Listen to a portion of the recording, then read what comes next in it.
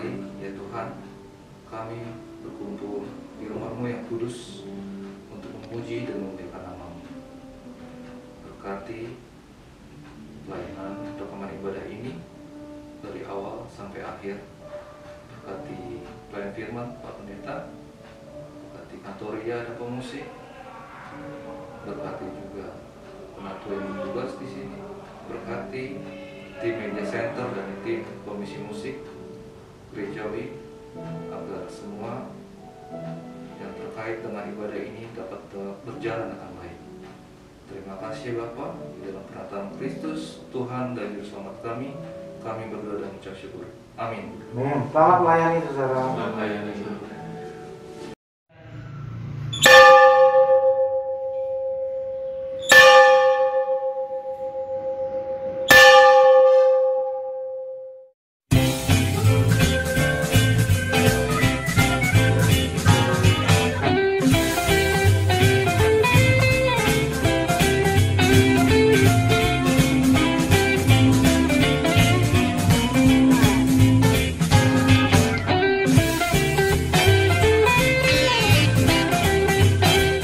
Bapak, Ibu, Saudara, tidak terasa kita sudah di penghujung tahun 2020. Sebentar lagi kita akan merayakan Natal. Kali ini Natal akan sangat berbeda dengan tahun-tahun sebelumnya karena situasi pandemi COVID-19 yang kita percaya akan segera berakhir akan memaksa kita melakukannya di rumah masing-masing. Tentunya dengan makna yang sungguh kita percaya bahwa Yesus lahir dan hadir di hati kita masing-masing. Untuk itu, kami dari Panitia Natal Komisi Dewasa GKI Bintaro mengajak Bapak, Ibu, Saudara untuk berpartisipasi menghias rumah dengan dekorasi dan suasana Natal yang cantik, yang menarik, yang bisa dilakukan bersama-sama keluarga tercinta di rumah masing-masing.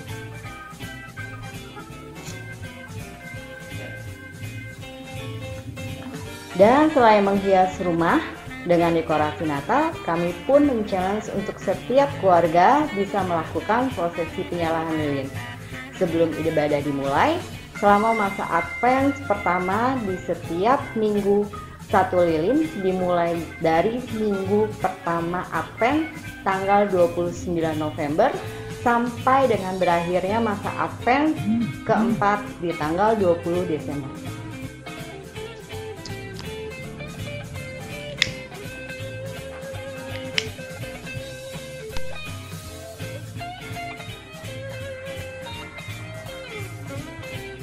Dan untuk menambah sukacita Natal di tahun ini, panitia menyediakan hadiah yang menarik senilai 2 juta rupiah untuk 3 pemenang. Dan kami panitia menunggu sebanyak-banyaknya partisipasi jemaat untuk mengirimkan foto dari minggu Advent pertama sampai minggu Advent keempat yang dikumpulkan dalam satu foto dan dikirimkan ke nomor di bawah ini, di mana kami akan menilai yang terbaik dan hasil pemenangnya akan kita umumkan pada tanggal 24 Desember pada saat perayaan Natal bersama secara online. Kiranya Tuhan memberkati. Mari Bapak, Ibu, Saudara, kita meriahkan Natal tahun ini dengan ikut berpartisipasi dalam perlombaan yang kami siapkan. Dan mari bersemangat dalam berkreasi dalam menyambut Natal. Tetap sehat dan semangat. Tuhan Yesus memberkati.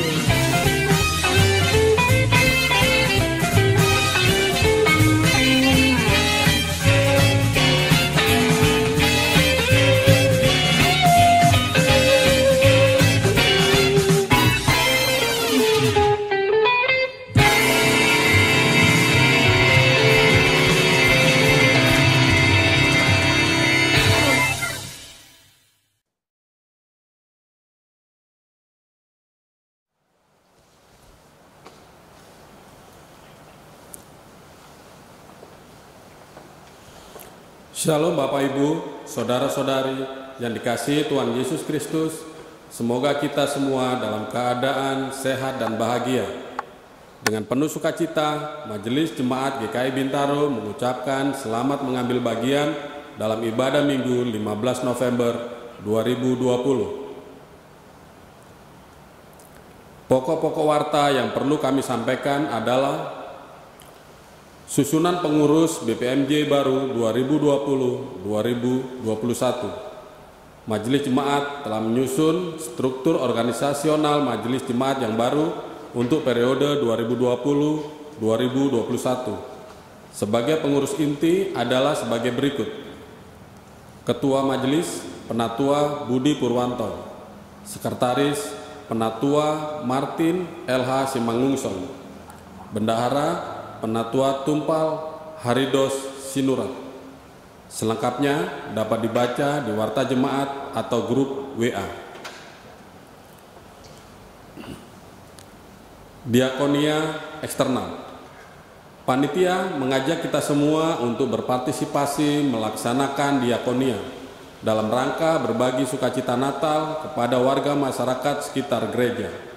Rencananya akan dibagikan 400 paket sembako senilai 125.000. Dukungan saudara-saudara dapat disampaikan dengan memberikan persembahan dana dengan keterangan Diakonia Natal 2020. Persembahan tersebut dapat dikirimkan melalui transfer atau dapat menghubungi Seksi Diakonia Panitia Natal 2020. Warta keseluruhan dapat dibaca pada Warta Jemaat 15 November 2020. Ibadah minggu ini dilayani oleh Pendeta Nugraha Yudi Rumpaka, pemusik Saudara Rulio, Kantoria Saudara Divu, dan Aldo Sondak. Jemaat yang dikasihi Tuhan Yesus Kristus, hari ini Minggu tanggal 15 November 2020, kita akan melaksanakan ibadah bersama-sama di tempat kediaman kita masing-masing. Terus jaga kesehatan, jaga jarak, dan saling menjaga kehidupan sebagai satu keluarga di dalam iman. Kini, sebelum memulai ibadah, kita saat hening sejenak.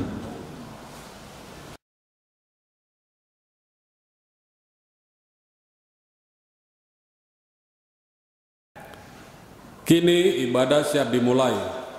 Dengan bangkit berdiri, kita menghadap ke hadirat Tuhan yang Maha Agung. Tuhan selalu beserta dengan kita dalam keadaan apapun. Dia beserta dengan kita. Marilah kita memuji Tuhan dari Kidung Jemaat 14 bagian 1 sampai 3. Muliakanlah Tuhan Allah.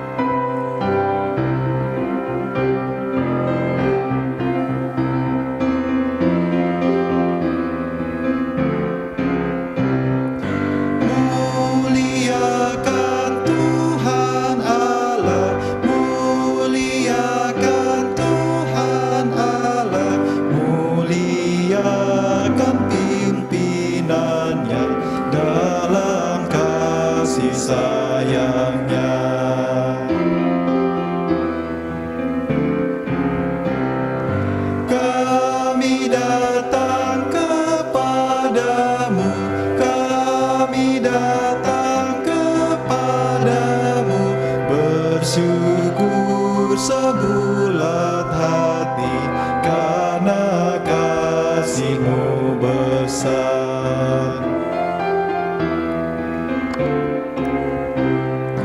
Kau dekat dengan firman-Mu, Kau dekat dengan firman-Mu. Ya berfirmanlah ya Tuhan, kami siap mendengar.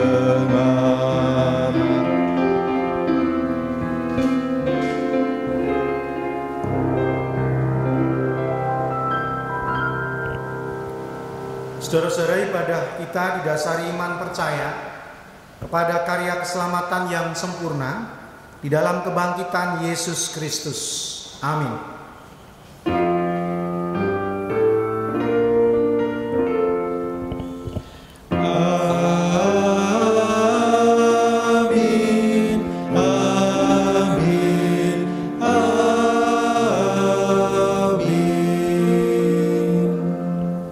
Tuhan beserta kita.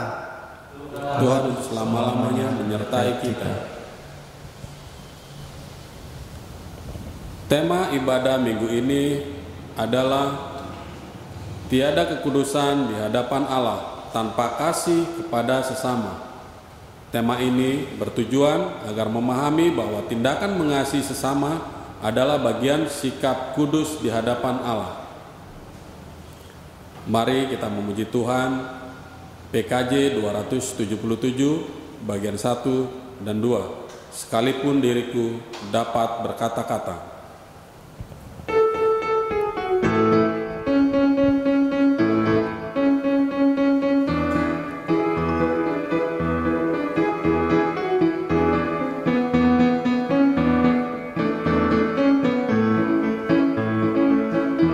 Sekalipun diriku dapat berkata-kata dengan semua bahasa, bahasa manusia dan bahasa malaikat ataupun yang lainnya.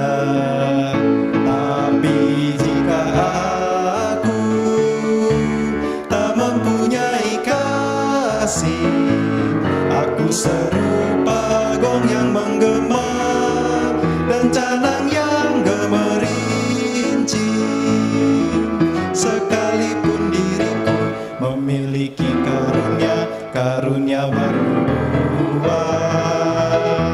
sekalipun diriku punya iman sempurna untuk pindahkan gunung, tapi jika aku tak mempunyai kasih, tiada berguna lagi diriku, tiada berguna diriku.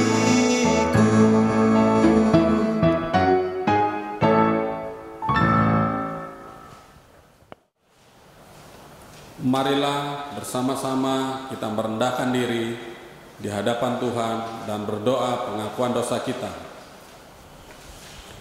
Ya Tuhan, Engkau mengenal kami lebih dari siapapun. Engkau mengetahui apa yang menjadi keinginan kami, bahkan Engkau menganggap kami sebagai biji matamu. Engkau begitu mengasihi kami. Namun ya Bapa, kami sadar karena kasih yang telah Engkau berikan kepada kami justru membuat kami menjadi lupa akan Engkau. Kami selalu menuntut agar Engkau mengabulkan setiap keinginan kami. Ketika keinginan itu tidak terkabul, kami memberontak kepadamu. Kami mencari cara lain sendiri agar kami dapat memenuhi apa yang kami inginkan. Ampunilah kami ya Tuhan. Oleh sebab itu ya Bapa, kiranya Engkau sudi mengampuni kesalahan kami, baik dalam pikiran, perkataan maupun perbuatan yang kami lakukan. Ampuni kami ya Tuhan. Dalam nama Tuhan Yesus Kristus kami berdoa. Amin. Mari kita memuji Tuhan. Kidung Jemaat 467 bagian 1 sampai 3. Tuhanku bila hati kawanku.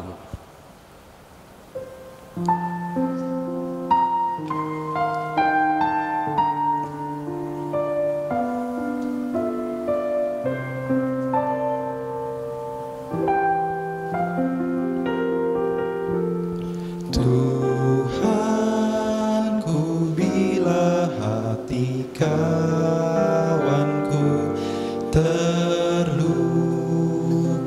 oleh tingkah ujarku dan kehendakku jadi panduku,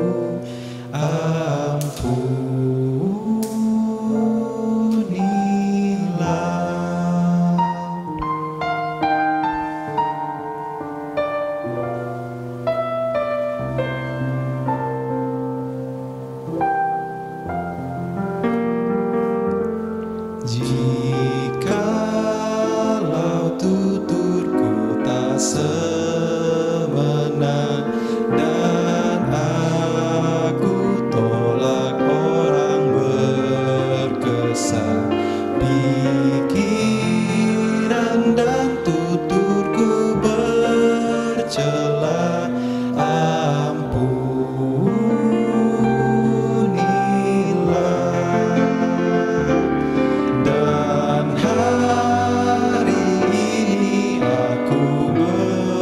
some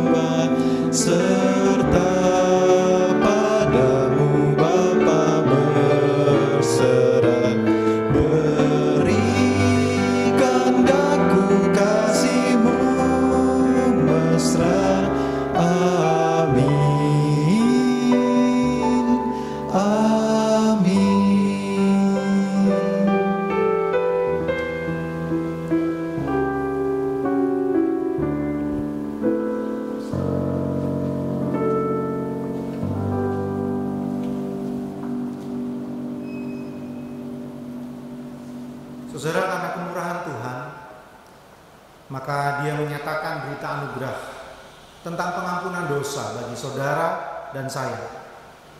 Pernyataan itu saya bacakan melalui Kisah Para Rasul 4 ayatnya yang ke-12.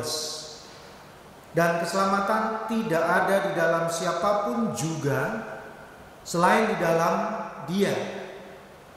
Sebab di bawah kolong langit ini tidak ada nama lain yang diberikan kepada manusia yang olehnya kita dapat diselamatkan. Demikianlah berita anugerah dari Tuhan. Salam damai untuk saudara.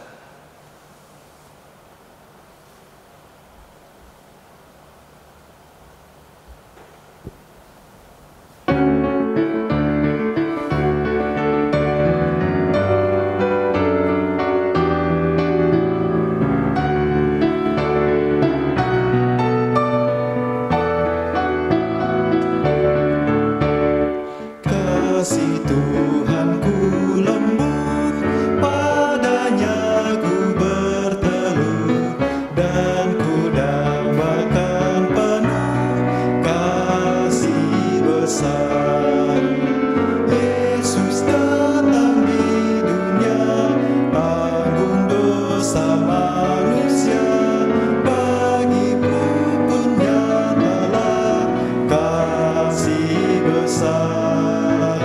Kasih besar, kasih besar, tidak terhingga dan ajaib benar, kasih besar.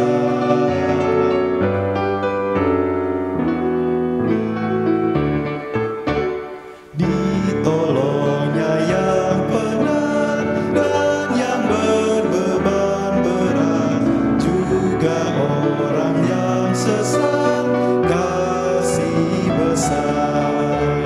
Walau nasibmu cemar, kasihnya lebih besar dan membuat kau benar, kasih besar. Kasih besar, kasih besar, tidak terhingga dan ajaib benar, kasih besar.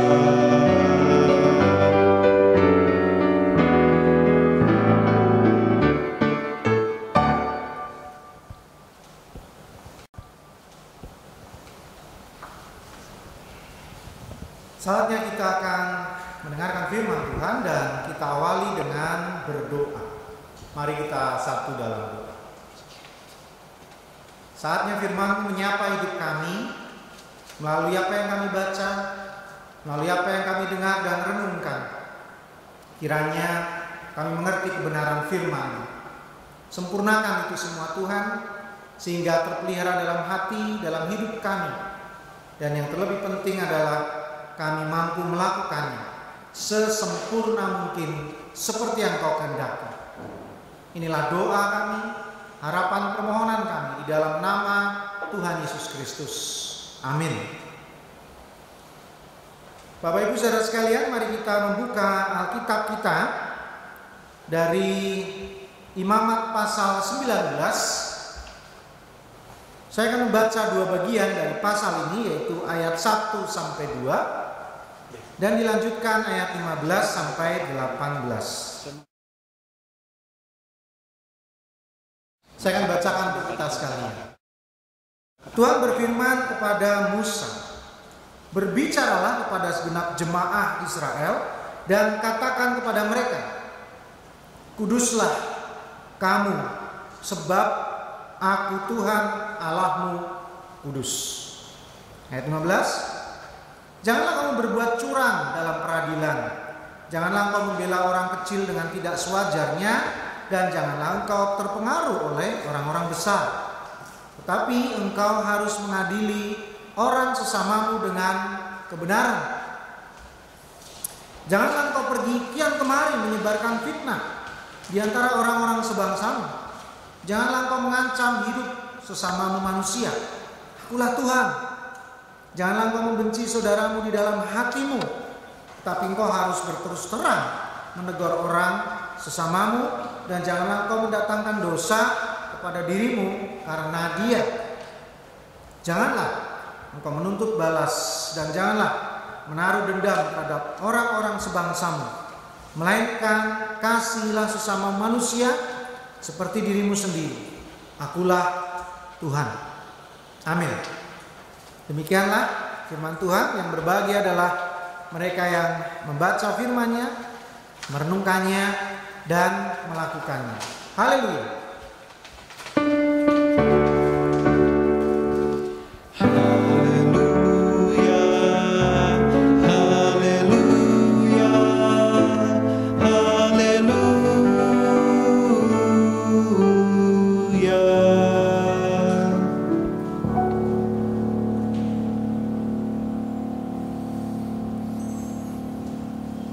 Tiada kekudusan di hadapan Allah tanpa kasih kepada sesama. Inilah tema kita pada hari ini. Bapak Ibu, saudara-saudara sekalian, pernah mendengar kata Puritan? Kadang-kadang bunyinya gini, wah itu dari kelompok Puritan. Iya. Itu berasal dari kata pure. Mungkin saudara pernah dengar air minum kemasan ya, Pure It. Nah, itu mirip-mirip lah ya. Pure itu murni, tidak ada campuran, ya, asli. Gitu kira-kira maksudnya itu. Nah, lalu apa maksudnya ketika dalam kelompok keagamaan atau dalam kekristenan disebut orang Kristen Puritan? Apa maksudnya ini, saudara? Jadi ini adalah bagian dari sejarah gereja yang terjadi pada abad ke antara 16 sampai abad ke-17, dan gerakan ini dimulai di Inggris, saudara. Jadi pada waktu itu tokoh-tokoh mereka yaitu Thomas Goose, William Bridge, dan beberapa nama lainnya adalah tokoh-tokoh Kristen yang tidak setuju atau mungkin secara sederhana disebut berseberangan, bahkan konflik dengan kelompok Kristen kerajaan Inggris. Dalam hal ini Ratu Elizabeth I, Ratu Elizabeth pertama. Karena maksudnya baik sih, Thomas Goose, William Bridge ini maksudnya baik. Karena kekristenan pada waktu itu terlalu memanjakan orang Kristen aristokrat ini, ya, kelompok elit kerajaan ini. Akhirnya ada ibadah, ada liturgi yang harus menyesuaikan mereka. Nah, kira-kira gitu, harus mengakomodasi keinginan mereka. Ya ini andai-andai saya saja, andai-andai saya nih saudara ya. Mungkin gini, kebaktian katakanlah dimulai jam 8. Tapi Ratu bilang, "Ntar saya mau golf dulu, nanti 9:30 ya." Nah, lalu gereja mulai ibadah 9:30 gara-gara Ratu bilang 9:30. Nah, contohnya semacam itulah. Jadi ada banyak hal yang menjadi persoalan. Tapi kelihatannya kelompok kerajaan, kelompok borjuis ini ya, kelompok aristokrat ini, orang-orang berada itu menang, kelihatannya gitu. Sebutlah nggak goyah. Nah, lalu kelompok ini, Puritan ini yang asli ini tadi, yang murni, yang apa adanya ini, pindahlah mereka ke Amerika pada kira-kira tahun 1620. Mereka berlayar menuju Amerika, dan waktu itu Amerika sudah banyak orang Kristen dan penginjilan sudah rame di sana, saudara. Karena kan Columbus sampai di Amerika kan 1492. Ya kan, filmnya ada itu ya, 1492. Jadi Amerika sudah banyak orang Eropa, selain ada orang Indian atau orang Amerika Latin yang sudah mengenal kekristenan. Jadi artinya kelompok Puritan ini menjadi kelompok baru yang masuk ke sana. Nah, salah satu wilayah yang mereka tempati dari dulu bahkan sampai sekarang itu adalah di Kanada, saudara. Ada wilayah di Ontario, sekitar-sekitar itu, saudara, yang pernah ada di sana. Itu ada kelompok Amis, saudara ya. Amis, bacanya Amis, ya, tulisannya Amis, saudara ya. Amis di Kanada, saudara. Nah, ini unik nih. unik nih, kelompok Kristen Amerika ini unik. Di lingkungan yang sangat maju, di lingkungan yang sangat modern, kelompok Emis ini masih menjaga kehidupan asli Kristen versi mereka ya, versi mereka. Nah sehingga mereka menghayati ya murni itu ya berarti nggak kenal HP. Saya dengar mereka nggak punya HP, saudara, sampai hari ini. Ya nggak kenal HP, ya nggak ada internet berarti, iya kan? Nggak ada asuransi, mereka nggak punya mobil ya. Kalau saudara ada di sekitar sana masih banyak pakai andong, delman, ya, kereta kuda, ya, ditarik dengan kereta kuda masih terlihat di sana. Mereka ingin makan daging ya mereka beternak. Mereka memakan sayur dan buah ya mereka berkebun. Jadi itu yang terjadi. Ya. Memang kelompok ini dikenal ramah. Ramah, mereka bukan tipe orang yang curiga dengan orang baru, enggak sih. Mereka ramah. Bahkan mereka adalah orang-orang yang rajin bekerja. Salah satu daerah yang makmur itu adalah ada di wilayah orang-orang Emis ini berada. Nah, tapi sayangnya saudara, walaupun mereka ramah kepada tamu, pada orang baru, mereka tetap eksklusif. Ya. Mereka kawin mengawini dalam kelompok mereka. Ya. Mereka tetap memagari, kira-kira begitu ya, kehidupan mereka dari pengaruh luar. Ya kalau ada orang datang ya dipersilahkan, tapi intinya jangan sampai ganggu mereka. Nah kalau sampai ada orang yang menerima lebih dari sekedar tamu, nah mereka nggak segan-segan kelompok Emis ini mengusir, ya, mengeluarkan orang-orang Emis yang melanggar peraturan ini dari kelompoknya, diusir dan tidak boleh kembali. Nah jadi ada keadaan yang kaku, kira-kira gitu ya. Mereka menjadi eksklusif, bukan inklusif. Mereka menerima orang sebagai tamu, tapi tidak mau lebih dari kunjungan itu. Itulah kelompok Emis yang awalnya adalah kelompok Puritan dari Inggris yang beberapa abad yang lalu. Nah saudara, pertanyaan besar yang muncul kemudian adalah sebenarnya murni dalam hal beragama itu seperti apa? Beragama secara utuh sama dengan yang Kristus lakukan itu seperti apa? Nah mari coba kita mengacu kata murni itu sendiri, tidak tercampur itu sendiri, yang artinya berarti dia berbeda. Murni itu berarti berbeda. Kalau yang lainnya merah, saya tetap putih, itulah murni kan gitu, orang menghayatinya begitu. Atau dalam bahasa aslinya disebut khodus, yaitu berbeda. Ya misalkan tadi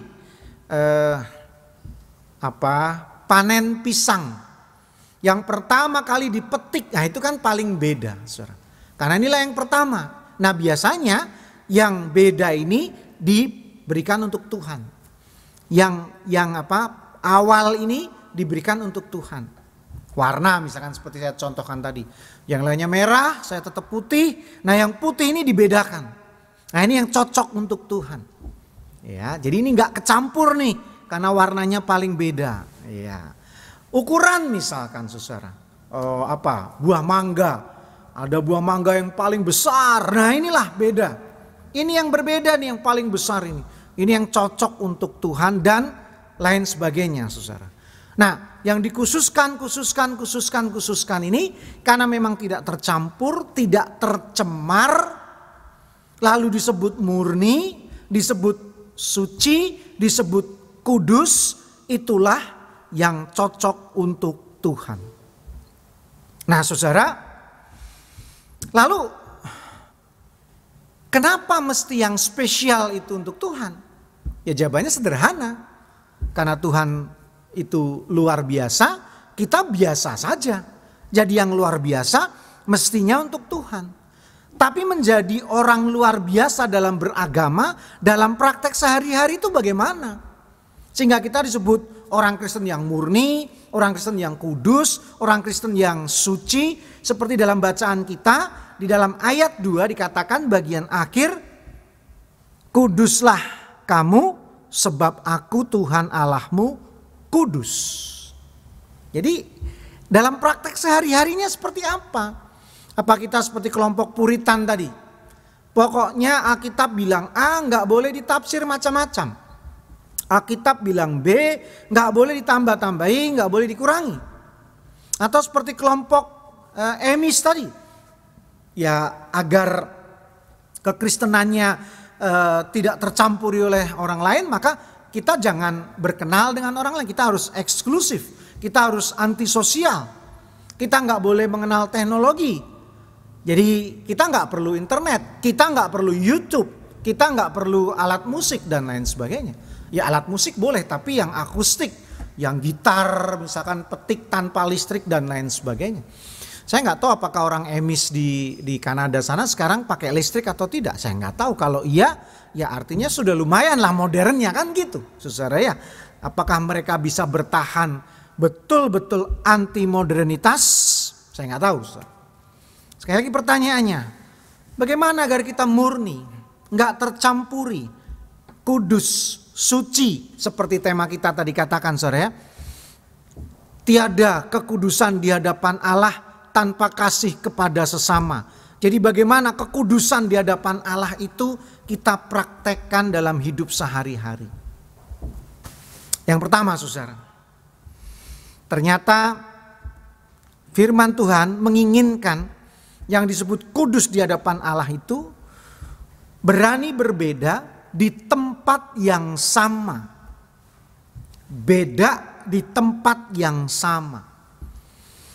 Kalau ada apel 1 kilo, di situ ada jeruk, lalu orang mengatakan jeruk ini beda. Ya iya, kalau itu gampang, saudara.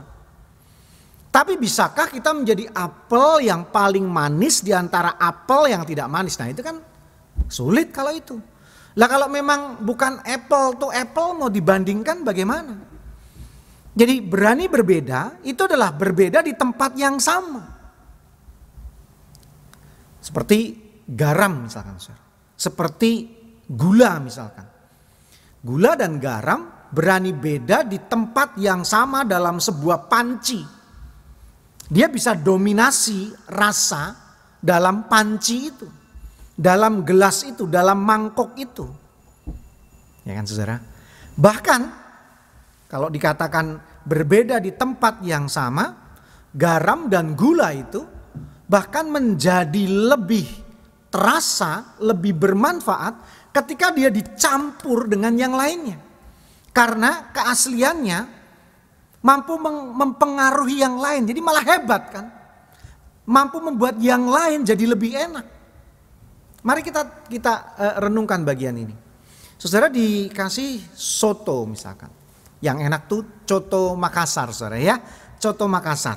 Tapi nggak dikasih garam sama sekali. Karena garam itu hanya boleh Anda makan terpisah. Kira-kira enak gak saudara makannya? Anda makan soto, kemudian Anda ambil garam, taburkan ke mulut gitu.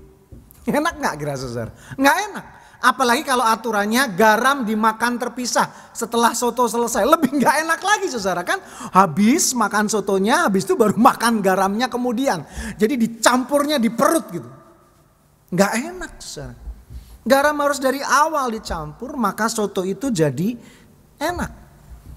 Dan garam menjadi paling berbeda di antara rasa yang ada, tapi ketika masuk di sana dia memberi warna rasa yang enak di dalamnya. Nah seperti itulah tuntutan berbeda yang Tuhan mau. Tuntutan murni yang Tuhan mau. Tetap murni di tempat yang cemar, itu baru hebat. Itu baru bagus kan saudara ya. Tetap garam di tempat yang manis misalkan. Tetap gula di tempat yang asin misalkan. Ya itu yang Tuhan mau. Dan itu yang benar kalau saudara berbeda di tempat berbeda yang gak ada gunanya. Saudara merasa berbeda dengan orang Madura dan Anda hidup di Jawa. Ya memang iyalah. Kan Anda jauh dari orang Madura maka saudara bilang, aku beda loh dengan orang Madura. Ya iyalah. Kalau saudara mau membuktikan saudara beda dengan orang Madura, ya sana ke Madura. Baru di sana orang bisa lihat, oke memang kamu beda. Dan Tuhan menghendaki hal semacam itu. Kita tetap berbeda walaupun bersama dengan orang yang lain. Sehingga kisah-kisah dalam Alkitab menunjukkan hal semacam itu. Mari saudara kita buka Kejadian pasal 11. Tentang menara Babel, saudara. Saudara tentu ingat kisahnya. Nah, menara Babel ini dicatat dalam ayat 4 berbunyi demikian. Juga kata mereka, marilah kita dirikan bagi kita sebuah kota dengan sebuah menara yang puncaknya sampai ke langit. Dan marilah kita cari nama supaya kita jangan terserak ke seluruh bumi. Jadi kita kumpul di sini aja nih. Gitu kira-kira saudara. Jadi kalau Tuhan mau selamatin kita nggak repot-repot. Kita udah ada di satu tempat. Dan jangan sampai orang lain tahu bahwa kita diselamatin Tuhan. Kira-kira gitu saudara. Jadi kita ngumpul aja. Yang lain biarin gak selamat.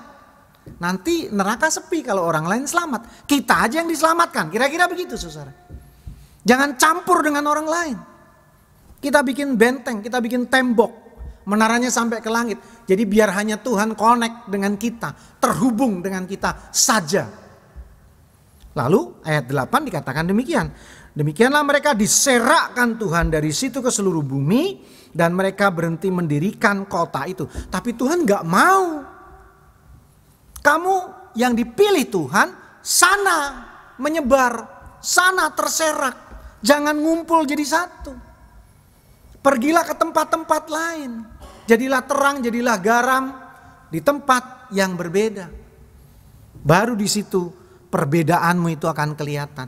Kesucianmu, kemurnianmu, ya perbedaanmu itu akan terasa di sana. Dan Tuhan konsisten dengan itu semua, saudara.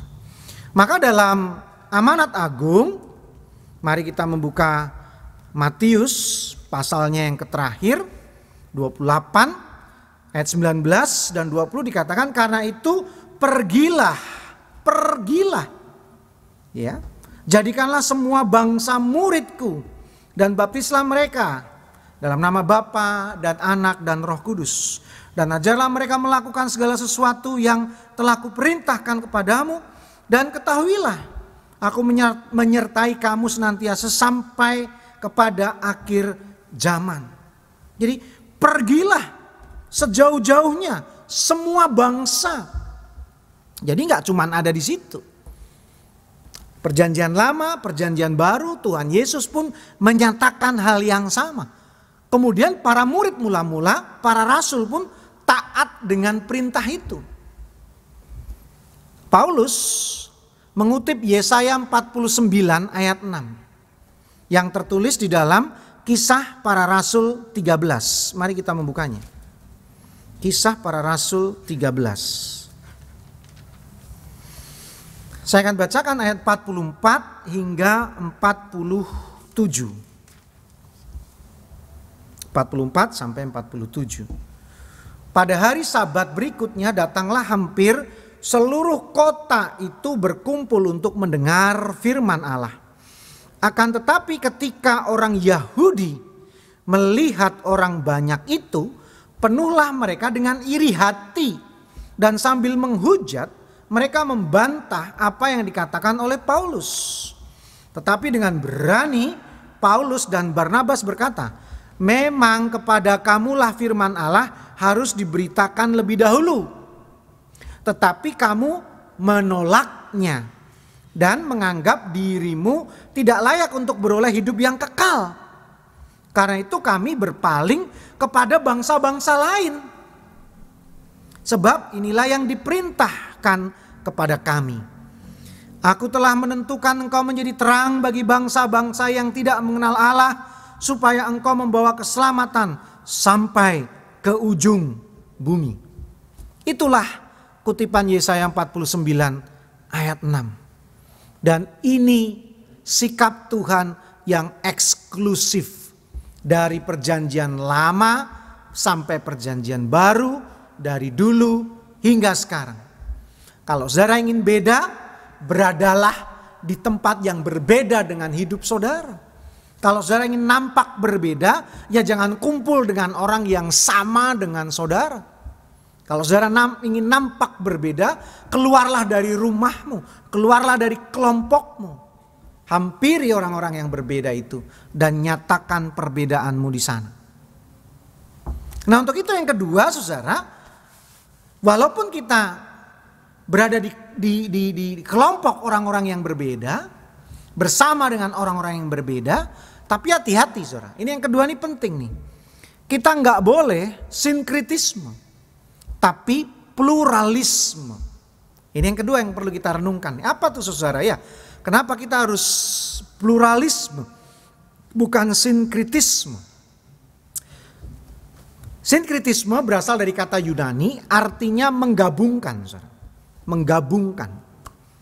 Nah, jadi misalkan contoh agama dan budaya. Ini kan kadang dua hal yang berbeda, saudara ya. Bisa orang itu menjalankan dua-duanya, padahal ada beberapa hal bertentangan. Nah, ini jadi kacau kan, saudara?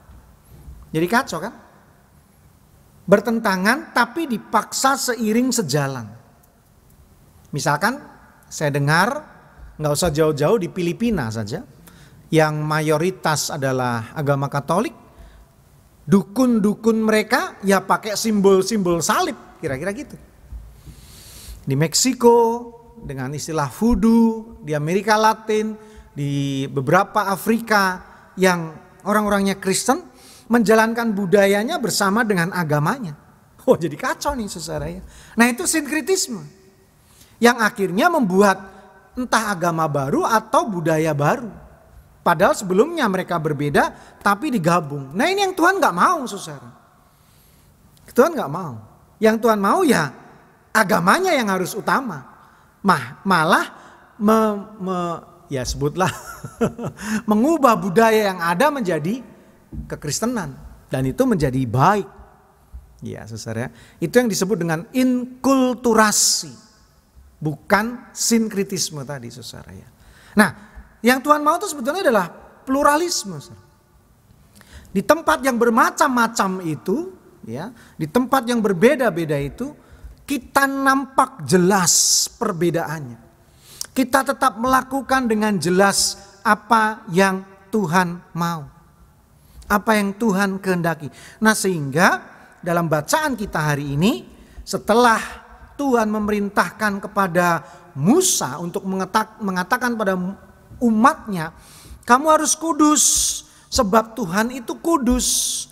Lalu dalam ayat-ayat selanjutnya kita melihat bahwa ternyata kekudusan itu, kemurnian itu, kesucian itu bukan hal yang harus disendirikan, ditutupi, privat, tidak. Tapi malah hal yang harus dibawa dalam kehidupan sehari-hari. Maka kemudian di dalam bacaan kita, mulai dari ayat 15 sampai ayat ke-18, ditunjukkan bagaimana kesucian, kekudusan, kemurnian iman itu membuat tindakan-tindakan yang baik. Misalkan dalam ayat 15, adil itu bukan karena seiman, bukan karena seagama. Ya, kita adil kepada siapapun. Kalau Anda hakim, ya adil kepada siapa saja. Bahkan bukan adil kepada orang yang mampu membayar kita, tapi berlaku jahat, berlaku kejam pada orang yang tidak mampu membayar kita. Ayat 16 misalkan, harus berani mengatakan yang salah ya salah, walaupun dia seagama. Dan benar ya benar, walaupun dia tidak seiman. Nah, itulah orang yang murni imannya, suci dan kudus hidupnya di hadapan Tuhan. Ternyata dalam praktek sehari-hari harus berani mengatakan ya salah, benar, ya benar. Bahkan dalam ayat 17, kalau tahu salah walaupun dia seiman, walaupun dia seagama, ya tegur. Tidak ragu-ragu untuk menegur. Bukan sebaliknya, saudara ya. Kalau bukan seiman, kalau nggak seagama, berlaku salah, kita pura-pura diam, kita pura-pura pilon, pura-pura nggak tahu. Tapi ketika ada orang yang berbeda iman, berbeda keyakinan gitu ya, berbuat salah sedikit saja, waduh, kita pengennya bukan cuma menghukum, tapi kalau perlu membinasakannya, bukan membinanya lagi. Dan di dalam ayat 18 dikatakan, tetap mengasihi sesama manusia, siapapun dia, saudara. Jadi seperti itulah kemurnian iman kita, tetap berkarakter, tetap jelas, walaupun kita berada di tengah-tengah di lingkungan orang yang berbeda dengan kita. Nah, sehingga Bapak Ibu Saudara sekalian, tema kita dapat dikatakan 100% benar, bahwa tiada kekudusan di hadapan Allah tanpa kasih kepada sesama. Percuma kita suci dan kudus di hadapan Tuhan, tapi ya di hadapan sesama kita adalah orang yang berbeda, yang jahat, yang dan lain sebagainya. Saudara, kekristenan tidak mengajarkan tentang beragama dengan cara menyepi, dengan cara menutup diri. Walaupun kadang-kadang itu perlu dilakukan. Saudara, beberapa tahun yang lalu pendeta GKI pernah berada di satu tempat di Bandung, saudara. Ini adalah sebuah tempat di mana para romo, para pastor, ya, ditempatkan untuk menenangkan diri. Ya, satu tempat di Lembang sana, saudara ya. Nah, kami diperkenalkan kepada pastor-pastor yang memang memilih untuk tidak melayani jemaat karena satu dan lain hal. Nah, romo-romo ini, pastor-pastor ini sehari-hari ya hidup di situ saja. Ya seperti tadi yang kelompok Puritan tadi, nggak pegang HP, nggak lihat TV, nggak lihat radio, nggak dengar radio, saudara ya.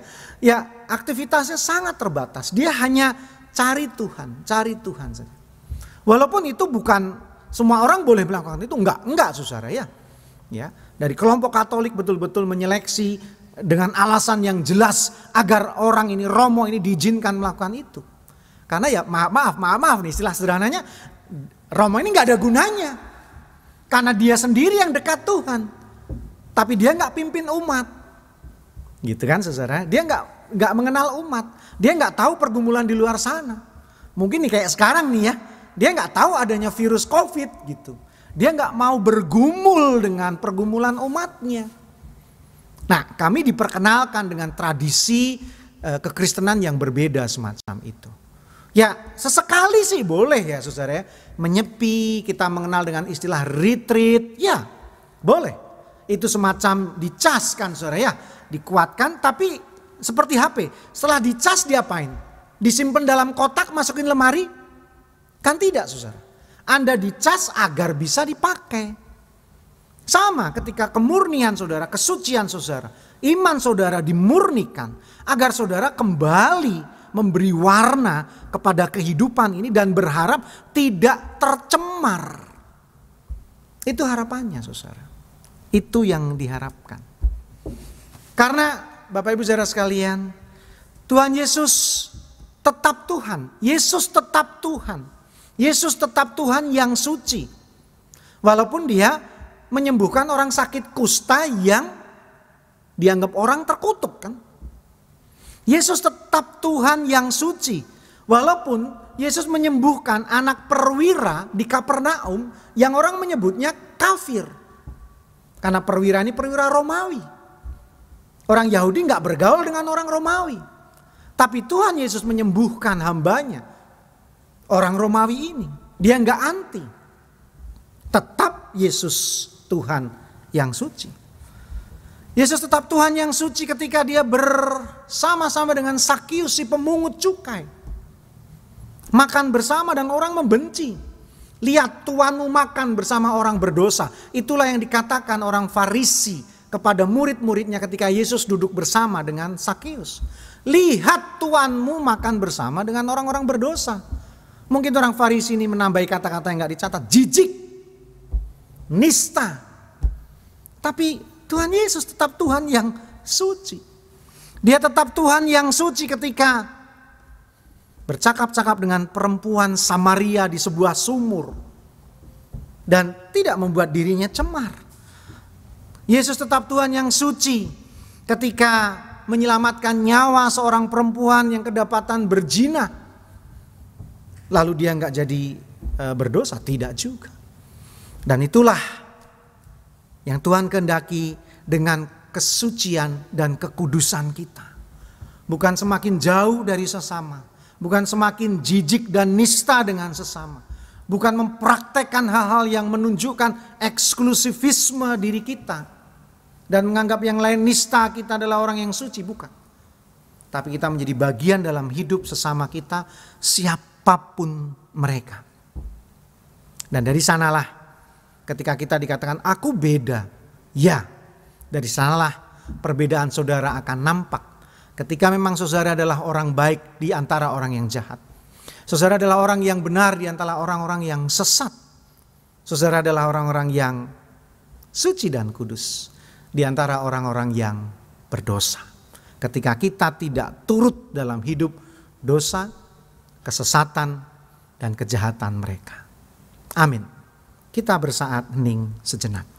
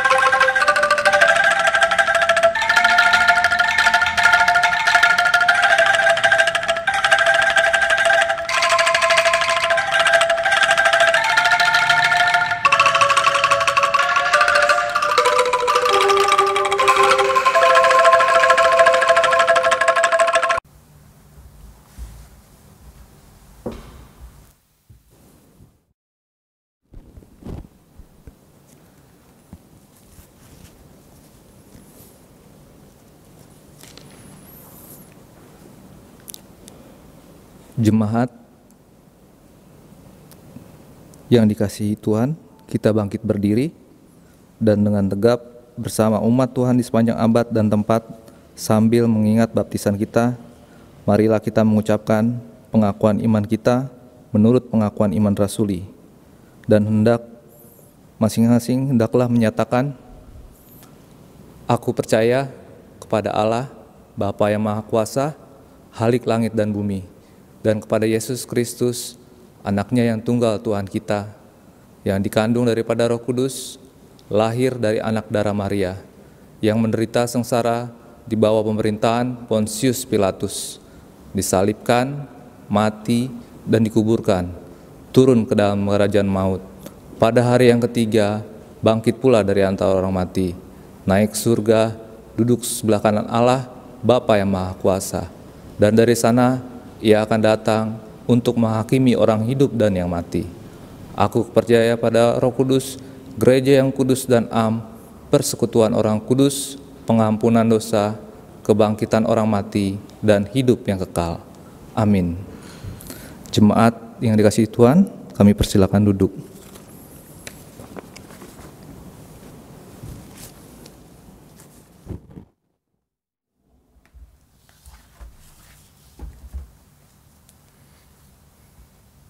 Kita akan berdoa syafaat. Mari kita bersatu dalam doa. Kami hendak berdoa untuk saudara kami yang bergumul karena sakit tubuh fisik mereka dan karena kesehatan mereka yang perlu Engkau topang, Tuhan. Kami berdoa untuk Bapak dan Ibu Juhri, Ibu Ismara Sihombing, Ibu Tini Soeharto, Saudara Boni Saragi, Ibu Rospita, Bapak P.I. Sitompul, dan saudara kami lainnya. Engkaulah Sang Penyembuh yang sejati, yang memberkati setiap dokter dan tim medis bekerja, obat yang diminum, usaha yang dilakukan, kiranya mereka menjadi sembuh.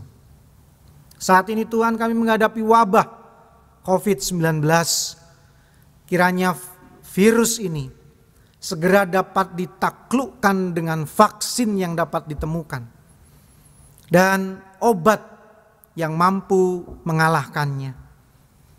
Kami merindukan ini segera terjadi agar kami kembali hidup normal dengan keadaan yang baik kembali, sehingga keterbatasan kami dapat kami lampaui, sehingga kami boleh bersekutu dengan nyata, berjumpa satu dengan yang lainnya. Kami berdoa juga dengan kehidupan rumah tangga kami sehari-hari, khususnya keadaan ekonomi kami. Tuhan, beri kekuatan dan pulihkan. Melalui pekerjaan kami, jerih lelah kami mendapatkan berkat dan rezeki-Mu. Dan yang halal sajalah yang boleh kami nikmati dalam hidup kami setiap hari. Kami berdoa untuk anak-anak kami dalam studi mereka, pergaulan mereka, dan kehidupan mereka. Banyak hal mereka harus lakukan di rumah dan ini sebuah siksaan tersendiri, tapi beri kesabaran agar masa depan mereka tetap cerah walaupun mereka melakukannya dengan sangat terbatas seperti saat ini. Secara khusus kami berdoa untuk aktivitas gereja-Mu ini. Tuhan berkati majelis jemaat, berkati panitia-panitia yang ada, panitia Natal, agar dalam pekerjaan dan pelayanannya berjalan dengan baik, sehingga kami boleh merayakan minggu-minggu Advent dan masa raya Natal dengan luar biasa, walaupun kami mungkin akan melakukannya dengan cara online.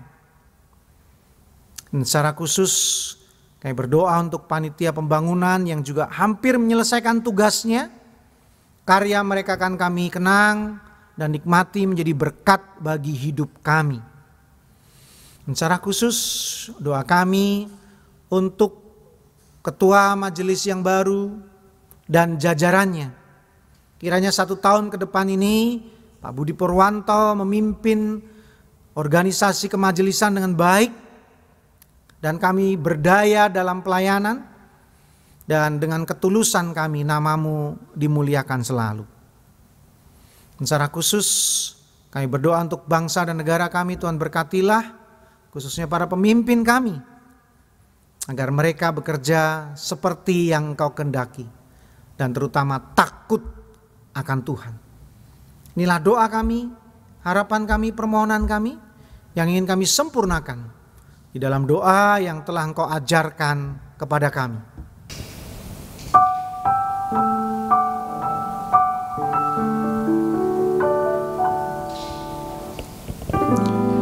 Bapa kami yang di surga,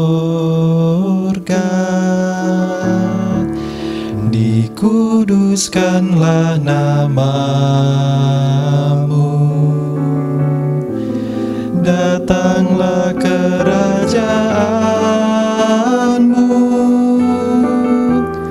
jadilah kehendak-Mu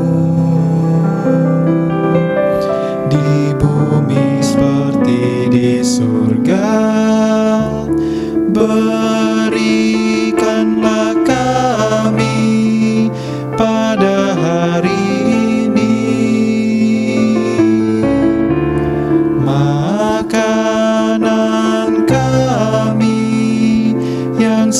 secukupnya, dan ampunilah kami akan kesalahan kesalahan kami, seperti kami juga mengampuni orang yang bersalah kepada kami. Dan janganlah membawa kami ke dalam pencobaan, tetapi lepaskanlah kami daripada yang jahat.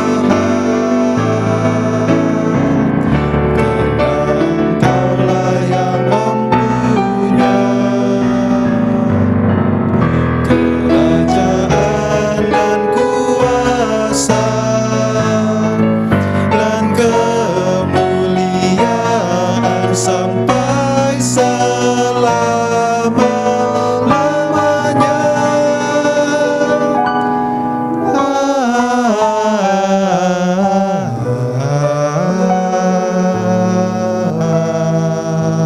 Amin.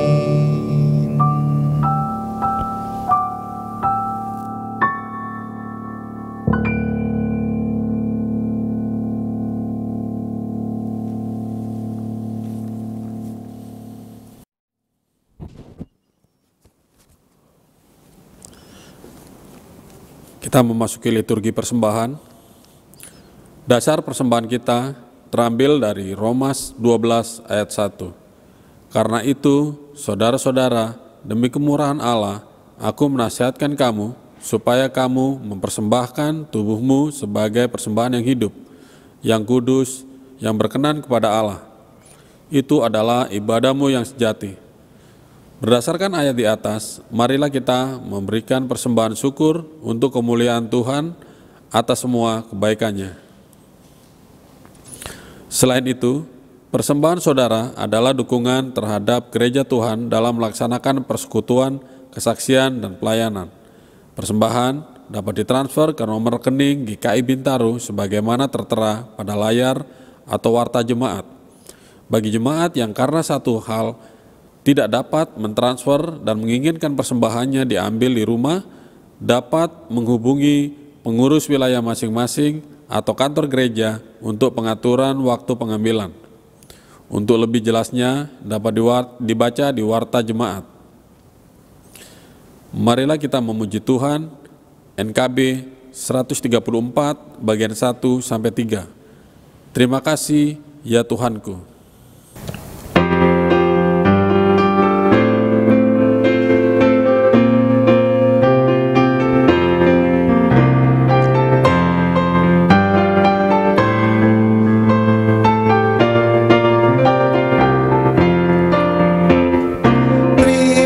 Kasih ya Tuhanku atas hari pemberian-Mu, hari baru limpah rahmat dan dipenuhi dengan kasih-Mu. Kau curahkan pada umat-Mu, Kau curahkan pada umat-Mu.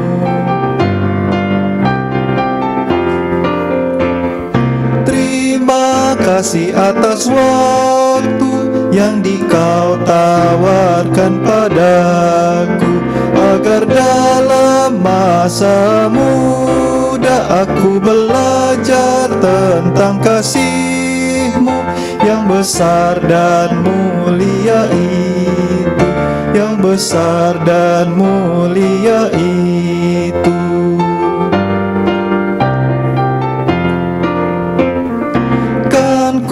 Pakai waktu itu melakukan tanggung jawabku dan menolong sesamaku menurut firman serta karya-Mu. Karena itu makna kasih-Mu, karena itu makna kasih-Mu.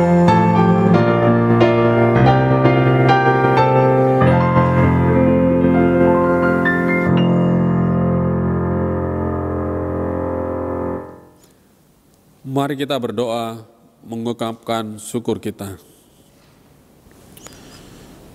Allah yang kami sembah di dalam nama Tuhan Yesus Kristus, dengan mengingat semua berkat-berkat-Mu, dengan mengingat semua kasih karunia-Mu, maka kami sangat mengucap syukur atas semua itu. Kami adalah umat-Mu yang Engkau kasihi. Engkau memelihara kehidupan kami.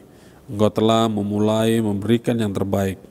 Kini terimalah persembahan syukur kami berupa uang yang juga dari-Mu. Semua ini tidak sebanding dengan kebaikan-Mu. Maka kami berkomitmen untuk memberikan seluruh hidup kami kepadamu. Tuhan, terimalah ungkapan syukur kami. Inilah doa kami yang kami panjatkan di dalam nama Tuhan Yesus Kristus. Amin. Marilah kita memuji Tuhan. NKB 193 bagian 1 dan 3. Aku hendak tetap berhati tulus.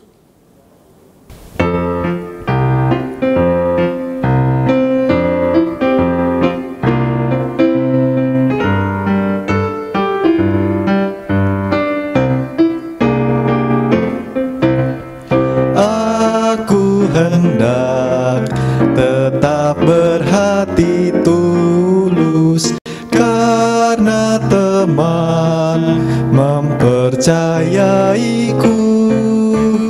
Aku hendak tetap berjalan lurus, karena teman telah mengasihiku. Karena teman telah mengasihiku.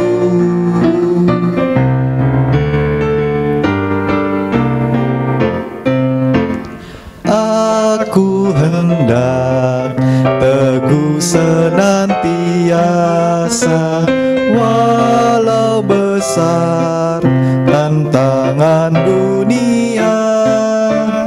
Aku hendak tetap tegap perkasa, karena ku tahu rintangan karenanya.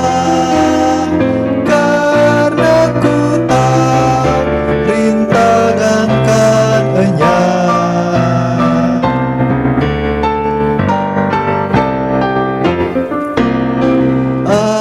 Aku hendak tetap menjadi kawan bagi yang hatinya penat sendu, dan kasihku ingin terus ku bagikan, serta imbalan tiada ku perlu, serta imbalan tiada ku perlu.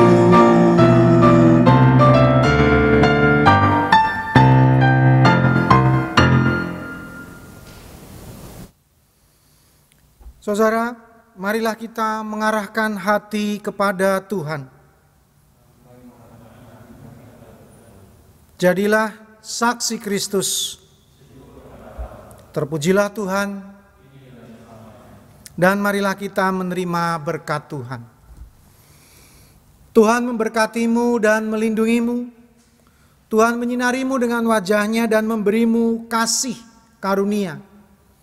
Tuhan menghadapkan wajah-Nya kepadamu dan memberimu damai sejahtera. Amin.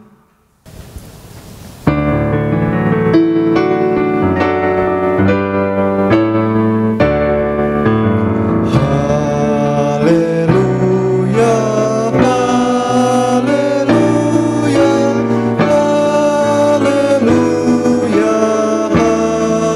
haleluya, haleluya. Amin,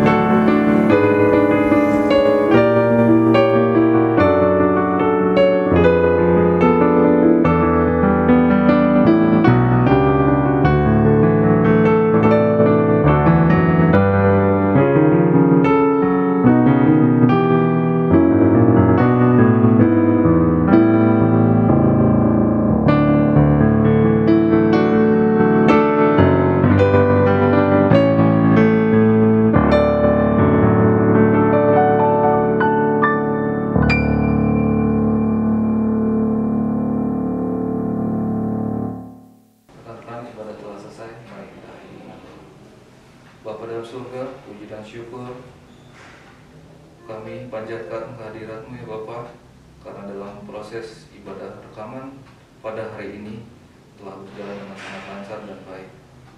Ya Bapa, itu semua para kehendak-Mu dan steward-Mu.